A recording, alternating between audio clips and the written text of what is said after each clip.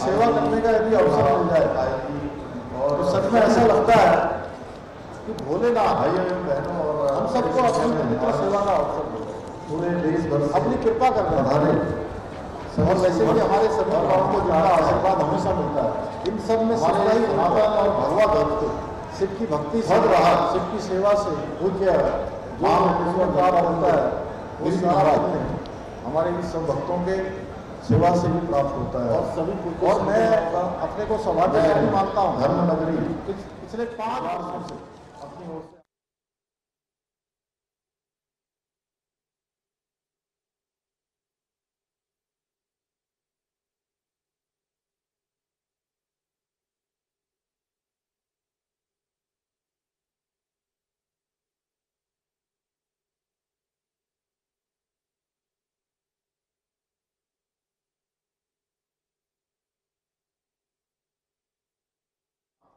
सच में इस पवित्र श्रावण मास में और ऐसे कठिन यात्रा जो करके जाते हैं, लंबी लंबी यात्राएं, सैकड़ों किलोमीटर की यात्रा करते हैं और उनकी सेवा करने का यदि अवसर मिल जाए तो सच में ऐसा लगता है कि भोलेनाथ हम सबको अपनी पवित्र सेवा का अवसर दे रहे हैं, अपनी कृपा कर रहे हैं। और वैसे भी हमारे सभी पुराणों में कहा गया है इन सब में शिव का ही रूप है। शिव की भक्ति से, शिव की सेवा से जो पुण्य प्राप्त होता है वो सारा पुण्य हमारे इन सब भक्तों के सेवा से भी प्राप्त होता है। और मैं अपने को सौभाग्यशाली मानता हूँ कि पिछले 5 वर्षों से अनुरल रूप से मुझे सभी शिव भक्तों के बीच में आने का अवसर भी मिलता है, हमारे सभी कांवड़ यात्रियों का वंदन करने का अवसर भी मिलता है।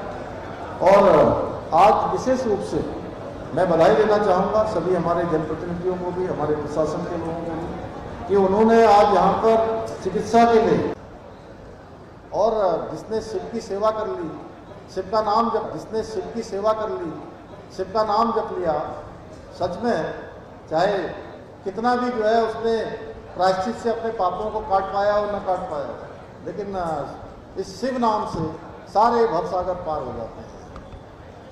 इस जन्म के भी, पूर्व जन्म के भी, सब जन्मों के।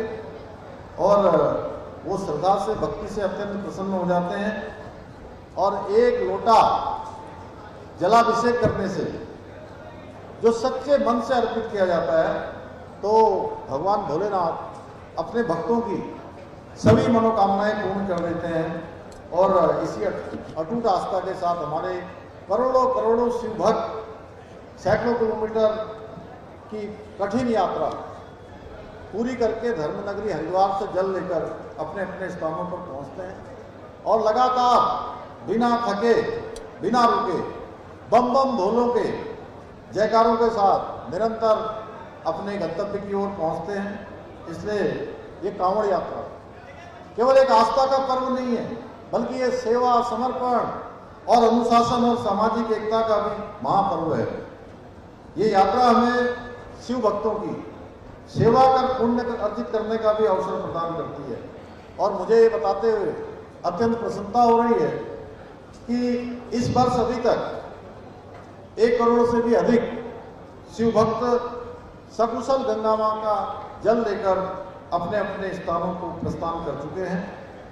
भाइयों बहनों, आज आदरणीय प्रधानमंत्री श्री नरेंद्र मोदी जी के नेतृत्व में देश में सनातन संस्कृति के संरक्षण और पुनर्जागरण का अभूतपूर्व कार्य किया जा रहा है। चाहे वो काशी विश्वनाथ का कॉरिडोर बनाना हो, महाकाल लोक का निर्माण हो, श्री राम जन्मभूमि जैसे दिव्य और भव्य धार्मिक स्थलों का नवनिर्माण, पुनर्विकास। आज पूरी दुनिया भारत की सांस्कृतिक चेतना का को देख रही है और भारत पूरी दुनिया के लिए सांस्कृतिक और पुनर्जागरण इस यात्रा का प्रतीक बन चुका है। हमारे राज्य में भी आदरणीय प्रधानमंत्री जी के नेतृत्व में चाहे वो केदारनाथ धाम का नवनिर्माण, पुनर्निर्माण हो, आप सभी में शिव भक्तों को, यहाँ के सभी लोगों का स्मरण कराना चाहता हूँ कि 2013 की जो भयावह त्रासदी आई थी, उस त्रासदी के बाद वो पूरा का पूरा परिसर क्षतिग्रस्त हो गया था। भीषण प्रलय थी वो, और उस प्रलय के बाद फिर से उसको भव्य केदार और दिव्य केदार बनाने का काम माननीय प्रधानमंत्री नरेंद्र मोदी जी के नेतृत्व में संपन्न हुआ है और अब भव्य केदार और दिव्य केदार बन चुका है। अनेकों काम वहाँ पर हुए हैं। आप सब शिव भक्त वहाँ जाएंगे तो देखेंगे किस प्रकार से आस्था मठ का निर्माण हुआ है, किस प्रकार से वहाँ शंकराचार्य जी की समाधि स्थापित की गई है, ध्यान केंद्र स्थापित किया गया है, सरस्वती घाट बनाया गया है, तीर्थ पुरोहितों के आवास बनाए गए हैं, हमारे स्वास्थ्य का पूरा एक स्थान वहाँ पर बनाया गया है, लोगों के खड़े होने के लिए आस्था पथ बनाया गया है। अनेकों काम वहाँ पर हुए हैं भाइयों बहनों। इसी तरह बद्रीनाथ धाम में भी मास्टर प्लान के अंतर्गत विभिन्न कार्य तेजी से चल रहे हैं।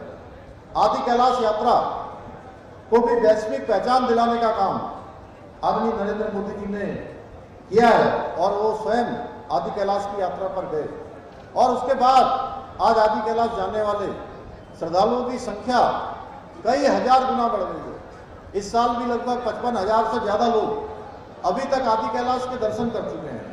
इसी क्रम में यहाँ चाहे हरिद्वार में बनने वाला हरिद्वार ऋषिकेश में गंगा कॉरिडोर हो या शारदा कॉरिडोर हो, ये सभी आज विकास के मील के पत्थर साबित हो रहे हैं।